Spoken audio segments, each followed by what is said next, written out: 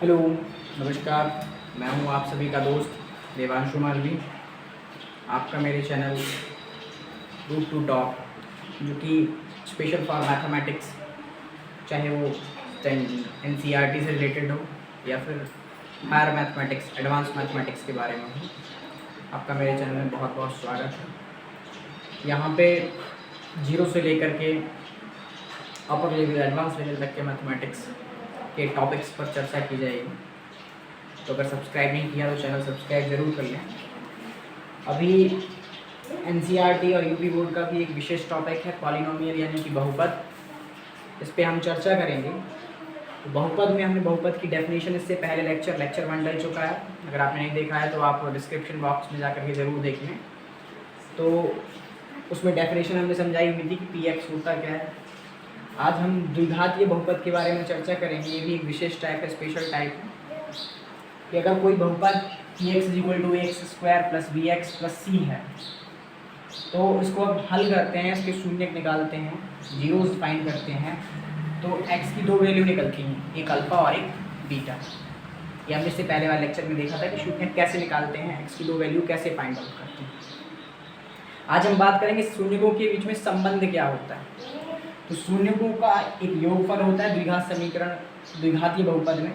अगर कोई द्विघातीय बहुपद है और ax² + bx + c और उसके शून्य अल्फा और बीटा है, तो शून्यकों का जो योगफल होता है अल्फा प्लस बीटा जो होता है वो -b/a होता है। ठीक है, -b/a। और शून्यकों का जो गुणनफल होता है अल्फा × बीटा होता है, वो होता है c/a। ये कहाँ कहाँ काम आता है? कभी कभी डायरेक्टली प्रश्न पूछ लिए जाते हैं कि कोई पॉलिनोमियल Px = x² + 7x + 10 के शून्य ज्ञात करो और उनकी सत्यता की जांच करो। सत्यता की जांच मतलब कि अगर x की जो वैल्यू निकले हैं, शून्य जो निकले हैं, वो सही है कि नहीं सही है, इस मामले में हम चर्चा करेंगे। चलिए तो देखते हैं।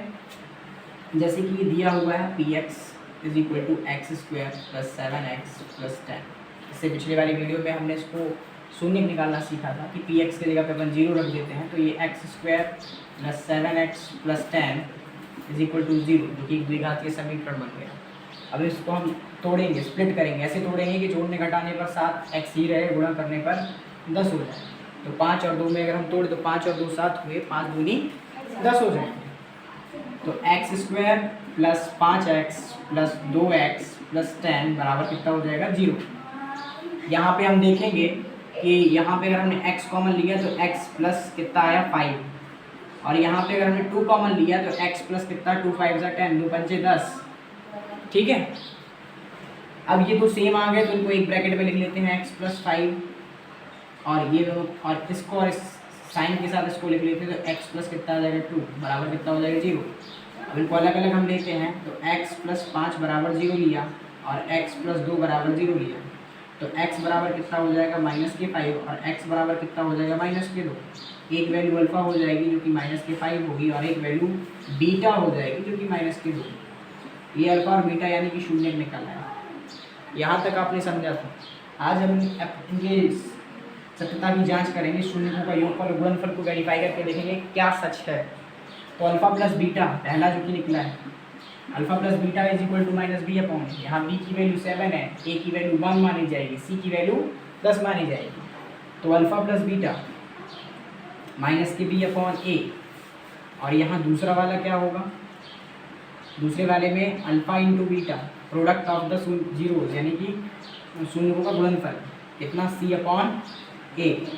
अल्फा की वैल्यू -5, बीटा की भी वैल्यू -2, b की वैल्यू कितनी है? तो b की वैल्यू 7, a की वैल्यू कितनी है? माइनस रहेगा, a की वैल्यू कितनी है? 1। इसी टाइप से अल्फा की वैल्यू -5, बीटा की वैल्यू -2, c की वैल्यू 10 दिख रही है, a की वैल्यू 1 रहेगी। -5 और -2 जुड़ जाएंगे तो माइनस के हो जाएंगे 7, और -7 बटा 1 भी कितना हो जाएगा? -7। यहाँ से इसका मतलब ये है कि लेफ्ट हैंड साइड बराबर हो जाएगी राइट हैंड साइड। तो ये आधा सत्यता की जांच हो चुकी है। आधी के लिए हमें गुणनफल की भी चर्चा करनी पड़ेगी। 5 दूनी 10, माइनस प्लस हो जाएगा, और 10 बटा 1 भी कितना होता है? 10। तो यहाँ पे हम देख रहे हैं यहाँ भी लेफ्ट हैंड साइड बराबर हो रहा है राइट हैंड। तो द्विघातीय बहुपद में कभी कभी एक सवाल हल करने के लिए बोर्ड परीक्षाओं में इस प्रकार से भी पूछ लेते हैं।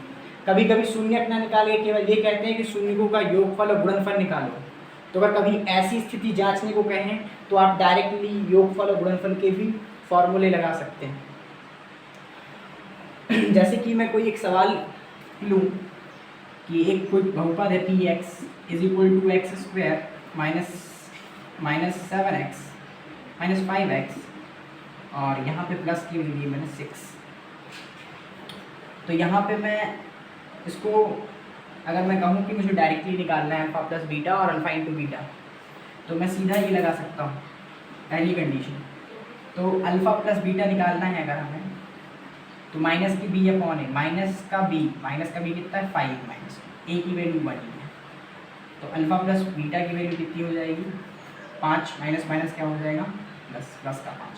अगर हमें इसका प्रोडक्ट निकालना है, गुणनफल निकालना है शुरू होगा, अल्फ़ा इंटू बीटा निकालना है, तो उसके लिए सी अपॉन ए, इसका सेंस मतलब सी की वैल्यू कितनी 6, ए की वैल्यू कितनी 1, तो ये भी यहाँ से निकल आएगा।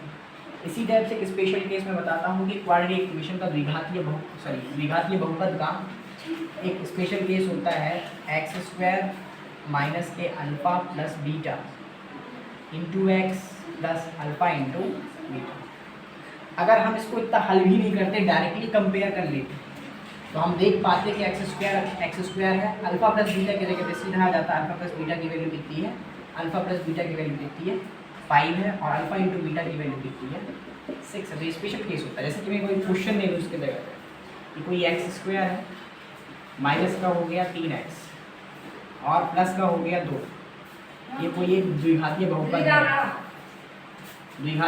है। तो इस बारे में चर्चा करूंगा कि यहाँ से अल्फ़ा प्लस बीटा की वैल्यू कितनी हो जाएगी 3 और अल्फ़ा इंटू बीटा की वैल्यू कितनी हो जाएगी 2। इन चीज़ों पे भी हम डायरेक्टली फोकस कर सकते हैं इस विशेष केस के द्वारा। आई होप आप लोग को ये पूरा कॉन्सेप्ट समझ में आया होगा। अगर समझ में आया होगा तो इसका अगला लेक्चर जल्दी आपके सामने प्रस्तुत होगा। धन्यवाद।